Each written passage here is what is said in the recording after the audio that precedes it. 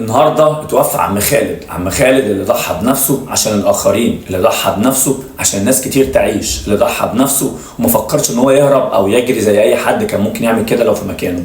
عم خالد اللي يستحق لكل الناس تحكي وتتكلم عنه من نبله وعظمته وجدعنته وشهامته، اللي ما يفرقش عن اي جندي واقف على الحدود بيدافع عن ارضنا، اللي ما يفرقش عن اي دكتور بيمارس عمله بمهنيه وجديه بجد وشرف، اللي ما يفرقش عن اي ضابط في الداخليه بيشتغل وبيجد عمله بجد. عم خالد اللي يستحق لكل الناس تحكي عنه. لو ما تعرفش مين عم خالد فيلا بينا عشان احكي لك من البدايه اصل الحكايه في اصل الجريمه. فيلا بينا مع بعض نبدا ايه اللي حصل.